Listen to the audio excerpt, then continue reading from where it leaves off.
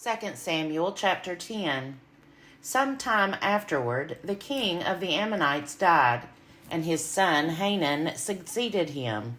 David said, I will deal loyally with Hanun son of Nahash, just as his father dealt loyally with me. So David sent envoys to console him concerning his father. When David's envoys came into the land of the Ammonites, the princes of the Ammonites said to their lord Hanun, Do you really think that David is honoring your father just because he has sent messengers with condolences to you?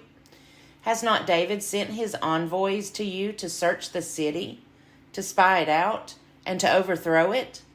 So Hanun seized David's envoys, shaved off half the beard of each, cut off their garments in the middle at their hips, and sent them away.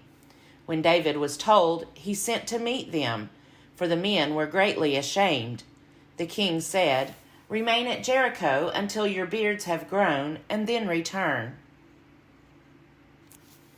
When the Ammonites saw that they had become odious to David, the Ammonites sent and hired the Arameans of Beth-rehob, and the Arameans of Zobah, 20,000 foot soldiers, as well as the king of Maacah, 1,000 men, and the men of Tob, 12,000 men.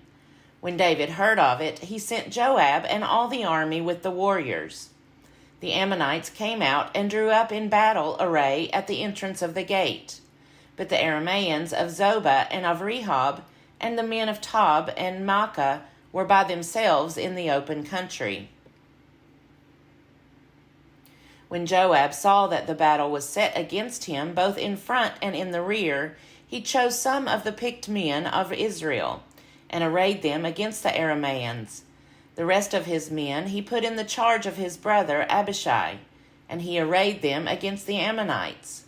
He said, If the Arameans are too strong for me, then you shall help me. But if the Ammonites are too strong for you, then I will come and help you. Be strong, and let us be courageous for the sake of our people, and for the cities of our God. And may the Lord do what seems good to him. So Joab and the people who were with him moved forward into battle against the Arameans, and they fled before him. When the Ammonites saw that the Arameans fled, they likewise fled before Abishai, and entered the city. Then Joab returned from fighting against the Ammonites, and came to Jerusalem. But when the Arameans saw that they had been defeated by Israel, they gathered themselves together.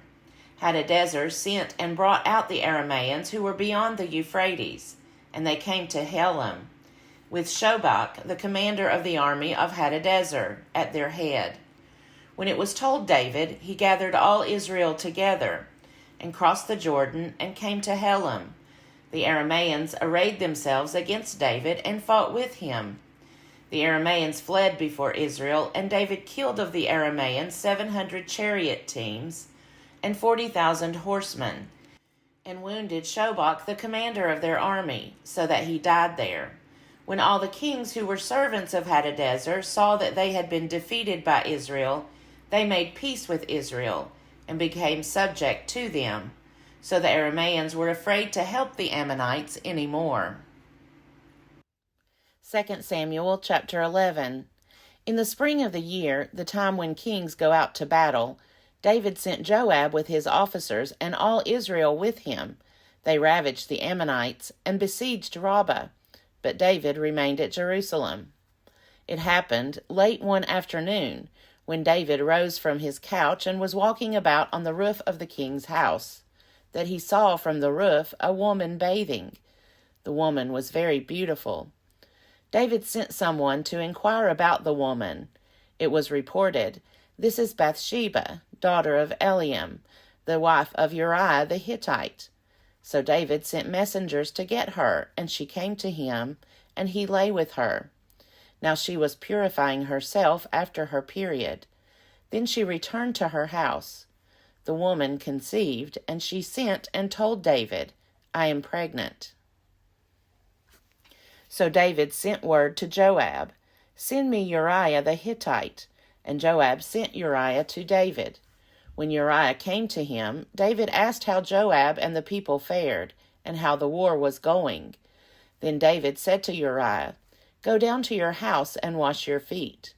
Uriah went out of the king's house, and there followed him a present from the king. But Uriah slept at the entrance of the king's house with all the servants of his lord, and did not go down to his house. When they told David Uriah did not go down to his house, David said to Uriah, "You have just come from a journey. Why did you not go down to your house?" Uriah said to David, "The ark and Israel and Judah remain in booths, and my lord Joab and the servants of my lord are camping in the open field. Shall I then go to my house, to eat and to drink, and to lie with my wife? As you live and as your soul lives, I will not do such a thing." Then David said to Uriah, "Remain here today also, and tomorrow I will send you back." So Uriah remained in Jerusalem that day. On the next day, David invited him to eat and drink in his presence and made him drunk. And in the evening he went out to lie on his couch with the servants of his lord. But he did not go down to his house. In the morning, David wrote a letter to Joab and sent it by the hand of Uriah. In the letter he wrote, "Set Uriah in the forefront of the hardest fighting, and then draw back from him, so that he may be struck down and die."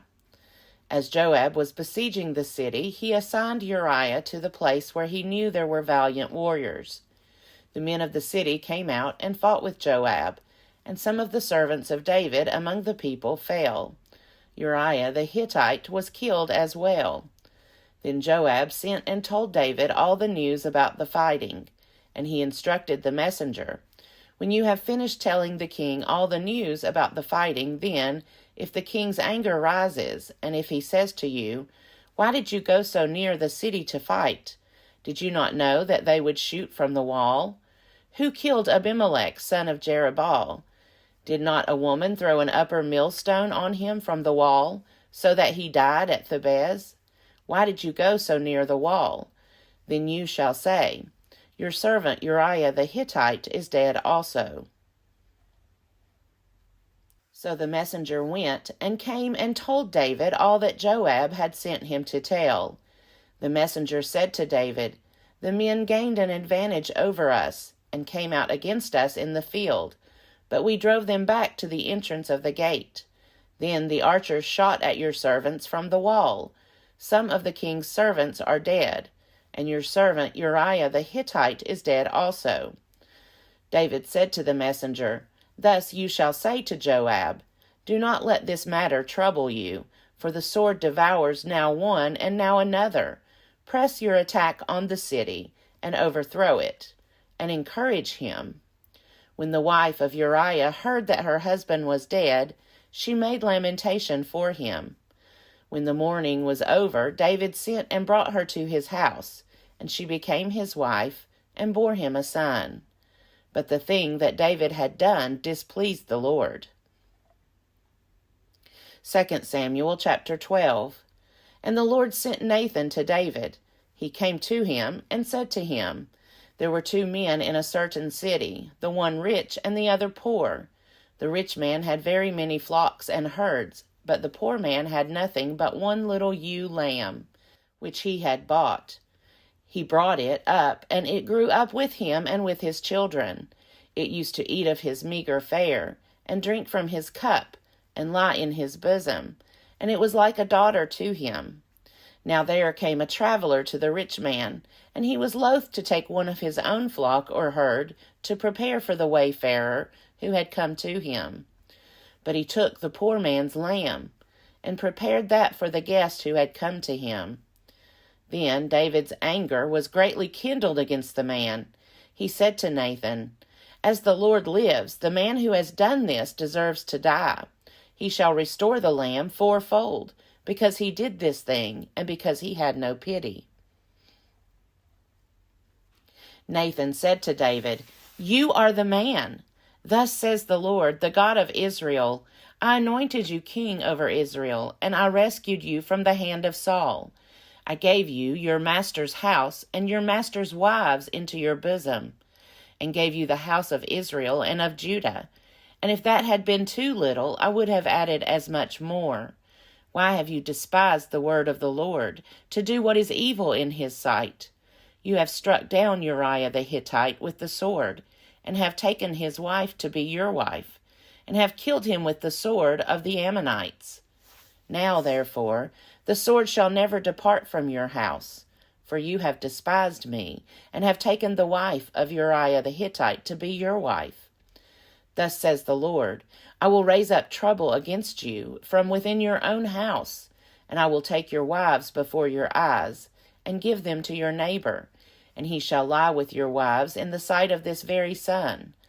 For you did it secretly, but I will do this thing before all Israel and before the sun.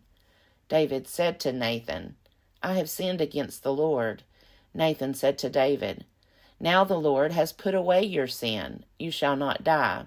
Nevertheless, because by this deed you have utterly scorned the Lord, the child that is born to you shall die. Then Nathan went to his house. The Lord struck the child that Uriah's wife bore to David, and it became very ill. David therefore pleaded with God for the child. David fasted, and went in and lay all night on the ground. The elders of his house stood beside him, urging him to rise from the ground, but he would not, nor did he eat food with them. On the 7th day the child died, and the servants of David were afraid to tell him that the child was dead, for they said, While the child was still alive, we spoke to him, and he did not listen to us. How then can we tell him the child is dead? He may do himself some harm. But when David saw that his servants were whispering together, he perceived that the child was dead. And David said to his servants, Is the child dead? They said, He is dead. Then David rose from the ground, washed, anointed himself, and changed his clothes. He went into the house of the Lord and worshipped. He then went to his own house, and when he asked, they set food before him, and he ate. Then his servant said to him, What is this thing that you have done? You fasted and wept for the child while it was alive. But when the child died, you rose and ate food. He said, While the child was still alive, I fasted and wept. For I said, Who knows? The Lord may be gracious to me, and the child may live. But now he is dead. Why should I fast? Can I bring him back again? I shall go to him, but he will not return to me. Then David consoled his wife Bathsheba, and went to her, and lay with her, and she bore a son, and he named him Solomon. The Lord loved him, and sent a message by the prophet Nathan.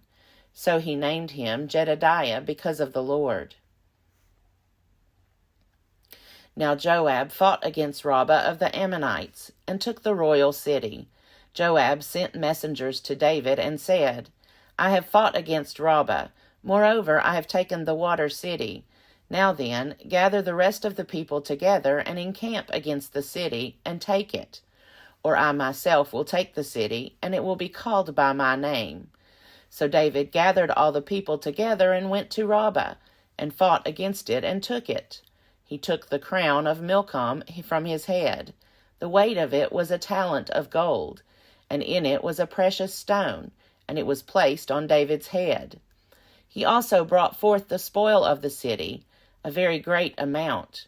He brought out the people who were in it, and set them to work with saws and iron picks and iron axes, or sent them to the brickworks. Thus he did to all the cities of the Ammonites. Then David and all the people returned to Jerusalem.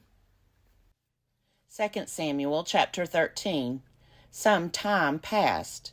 David's son Absalom had a beautiful sister whose name was Tamar, and David's son Amnon fell in love with her. Amnon was so tormented that he made himself ill because of his sister Tamar, for she was a virgin, and it seemed impossible to Amnon to do anything to her. But Amnon had a friend whose name was Jonadab, the son of David's brother Shimea, and Jonadab was a very crafty man. He said to him, O son of the king, why are you so haggard morning after morning? Will you not tell me? Amnon said to me, I love Tamar, my brother Absalom's sister." Jonadab said to him, "Lie down on your bed and pretend to be ill, and when your father comes to see you, say to him, 'Let my sister Tamar come and give me something to eat, and prepare the food in my sight, so that I may see it and eat it from her hand.'" So Amnon lay down and pretended to be ill. And when the king came to see him, Amnon said to the king, "Please let my sister Tamar come and make a couple of cakes in my sight, so that I may eat from her hand." Then David sent home to Tamar, saying, "Go to your brother Amnon's house and prepare food for him." So Tamar went to her brother Amnon's house, where he was lying down. She took dough, kneaded it, made cakes in his sight, and baked the cakes. Then she took the pan and set them out before him, but he refused to eat. Amnon said, "Send out everyone from me." So everyone went out from him. Then Amnon said to Tamar, "Bring the food into the chamber, so that I may eat from your hand." So Tamar took the cakes she had made, and brought them into the chamber to Amnon her brother. But when she brought them near him to eat, he took hold of her, and said to her, "Come, lie with me, my sister." She answered him, "No, my brother, do not force me, for such a thing is not done in Israel. Do not do anything so vile. As for me, where could I carry my shame? And as for you, you would be as one of the scoundrels in Israel. Now, therefore, I beg you, speak to the king, for he will not withhold me from you." But he would not listen to her, and being stronger than she, he forced her, and lay with her. Then Amnon was seized with a very great loathing for her. Indeed, his loathing was even greater than the lust he had felt for her. Amnon said to her, "Get out." But she said to him, "No, my brother, for this wrong in sending me away is greater than the other that you did to me." But he would not listen to her. He called the young man who served him and said, "Put this woman out of my presence, and bolt the door after her." Now she was wearing a long robe with sleeves, for this is how the virgin daughters of the king were clothed in earlier times. So his servant put her out, and bolted the door after her. But Tamar put ashes on her head, and tore the long robe that she was wearing. She put her hand on her head, and went away, crying aloud as she went. Her brother Absalom said to her, "Has Amnon your brother been with you? Be quiet for now, my sister. He is your brother. Do not take this to heart." So Tamar remained, a desolate woman, in her brother Absalom's house. When King David heard of all these things, he became very angry. But he would not punish his son Amnon, because he loved him, for he was his firstborn. But Absalom spoke to Amnon neither good nor bad, for Absalom hated Amnon because he had raped his sister Tamar. After 2 full years, Absalom had sheep shearers at Baal-hazor, which is near Ephraim, and Absalom invited all the king's sons. Absalom came to the king and said, "Your servant has sheep shearers. Will the king and his servants please go with your servant?" But the king said to Absalom, "No, my son, let us not all go, or else we will be burdensome to you." He pressed him, but he would not go, but gave him his blessing.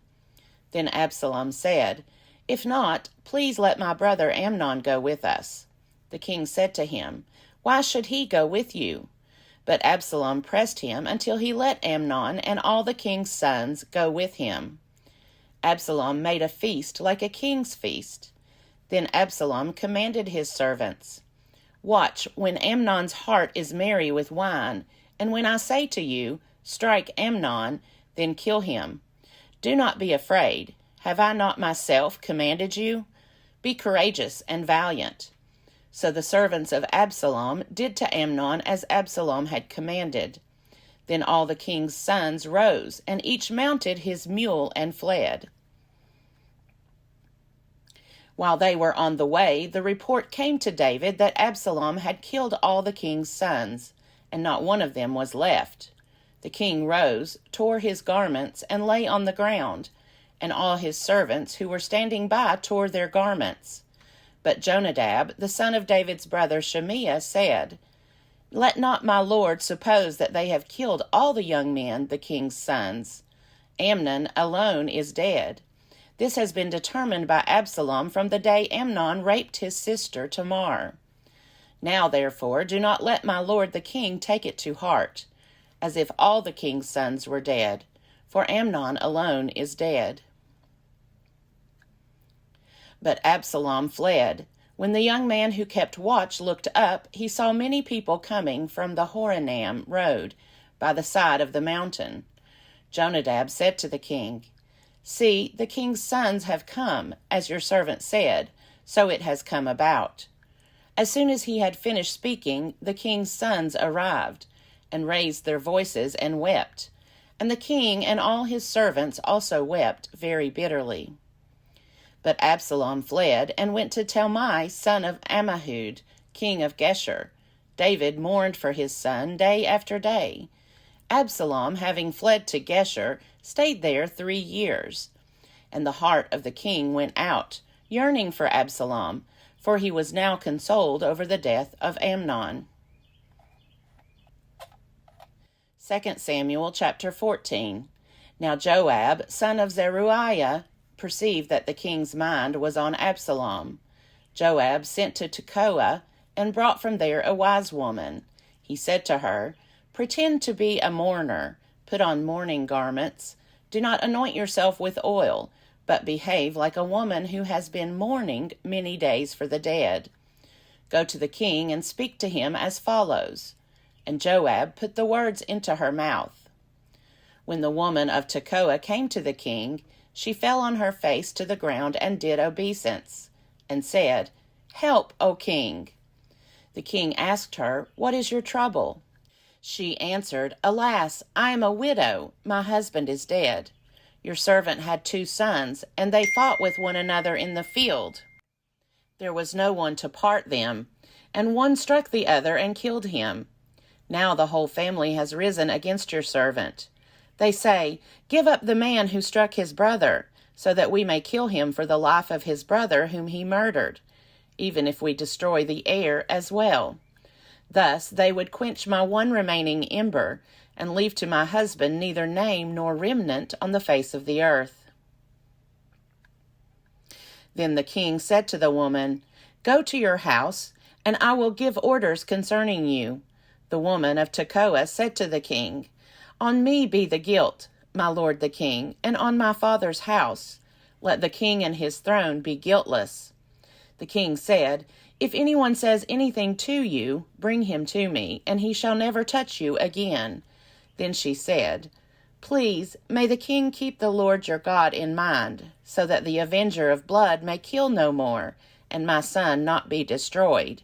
He said, "As the Lord lives, not one hair of your son shall fall to the ground." Then the woman said, "Please let your servant speak a word to my lord the king." He said, "Speak."